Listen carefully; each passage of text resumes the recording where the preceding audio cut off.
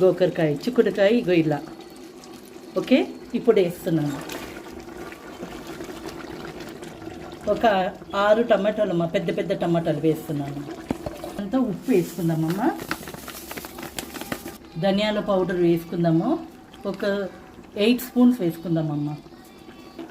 ఒక 10 పచ్చిమిరపకాయలు ఇట్లా మధ్యలో స్లిట్ చేసి వేసేస్తున్నాను అట్లనే. ఇక పుదీనా, కొద్దిగా కొత్తిమీర, ఒక్క ఉల్లిగడ్డమ్మ, పెద్దది ఒక ఉల్లిగడ్డ తీసుకున్నాము. ఇప్పుడు బాగా కలిపి మళ్ళీ మూత మూసేసి లాస్ట్లో మనము బ్రింజాల్ వేసుకుందాము. చూడమ్మా, 1 కిలో వంకాయ వేస్తున్నాను. ఒక 5 మినిట్స్ ఇచ్చేద్దాము. తర్వాత పప్పు వేసుకుందాం ఇందులో. ఇప్పుడు ఉడకపెట్టిన పప్పు వేసుకుందామమ్మ. రుబ్బి పెట్టుకున్నాను ఇదిగో. ఇప్పుడు పప్పు వేసుకుందాం.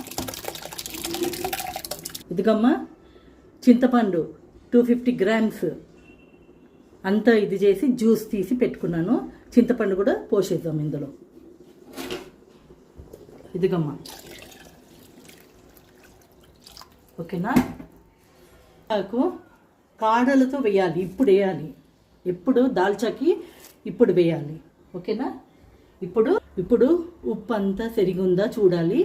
మంచిగా అన్ని కూరగాయలు అన్నీ ఉడికిందా, మటన్ ఉడికిందా చూడాలి, ఓకేనా. ఇప్పుడు మంచి బాయిల్ కావాలమ్మా. అప్పుడు మనము సాంబార్ పౌడర్ వేసుకుందాం.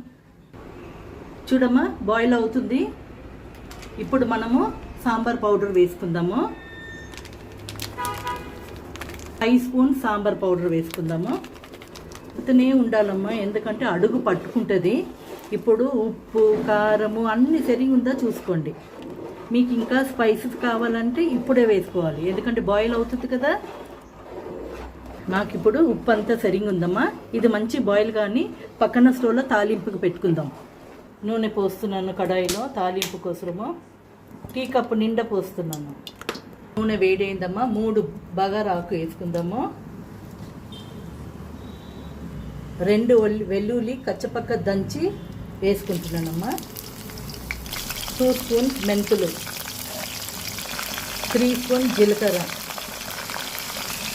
ఆవాలు 3 స్పూన్, ఉల్లిగడ్డమ్మ, 15 ఎండుమిరపకాయలమ్మ, 2 స్పూన్ ఇంగువ వేసుకుందామమ్మా. కరివేపాకు వేసుకుందామమ్మా. ఒక కట్ట కరివేపాకు. చూడమ్మా, ఇప్పుడు తాలింపు పోసేసుకున్నాము. అయిపోయిందమ్మా. ఇది నచ్చితే లైక్ చేయండి, షేర్ చేయండి, సబ్స్క్రైబ్ చేయండి, ఓకేనా. బాయ్.